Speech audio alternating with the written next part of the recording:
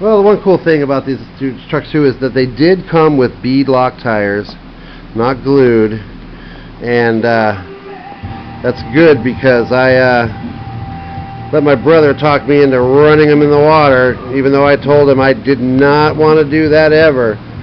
Not all the way up above the electronics, or not even above the tires, really. And this is why. Their foam inserts in here are just, oh man, I didn't know it was that bad. Hold on. Look at this. Oh my god, that was after squeezing out all the water I could from the tires while they were on the truck. Terrible. Now these tires, so I have to clean the tires out, wring out all this foam, and get it all back together.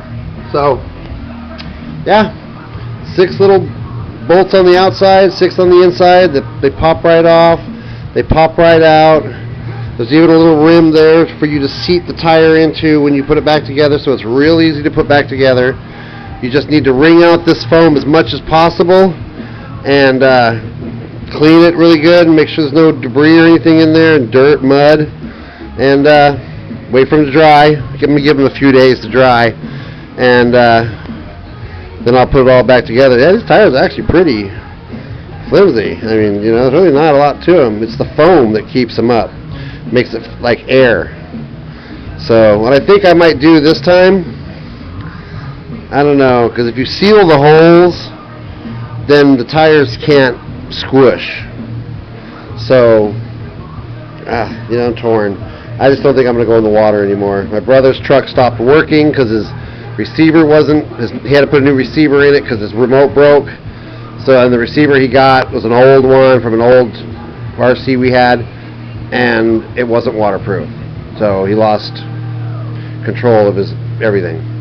So, after it dried out though, no problem. Mine is completely waterproof because it went underwater up above electronics and didn't have an issue with it at all. So, I'm not going to do that again. It's too much of a mess. I'm going to take these apart over at the sink, I think, so as to not get water all over the place. But that's it. All it requires now is waiting for these to wring them out, waiting for them to dry, clean out the tires, clean the debris off the wheels.